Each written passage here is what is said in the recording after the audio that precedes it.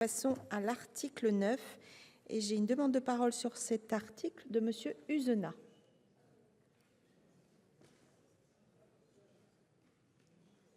Merci Madame la Présidente. Alors cet article 9 contient plusieurs dispositions qui actent un certain nombre d'avancées.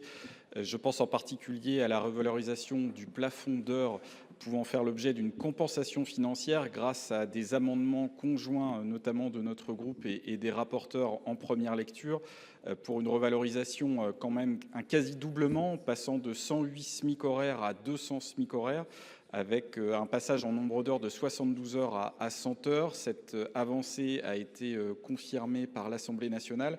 C'est évidemment bon à prendre, mais c'est très loin d'être suffisant, Madame la Ministre.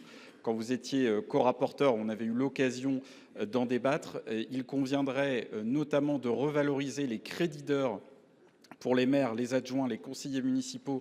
Nous avions déposé un amendement à l'époque, il avait été rejeté au titre de l'article 40.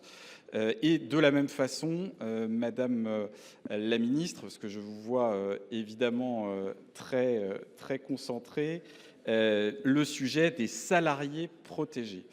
Nous avions déposé un amendement en première lecture qui avait été rejeté par le gouvernement et par la droite sénatoriale, mais nous considérons que ce sujet reste ô combien d'actualité. Nous avons déposé un amendement, mais là aussi je parlais de micro-pipette à la place de l'entonnoir. L'article 45 a fait son œuvre.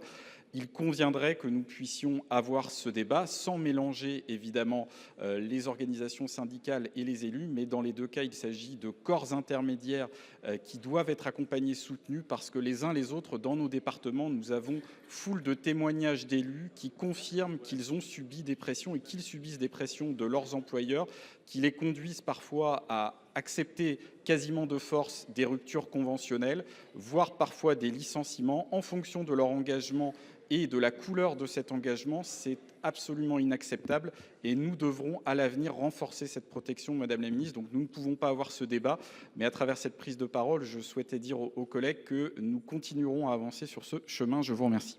Merci Monsieur Uzena.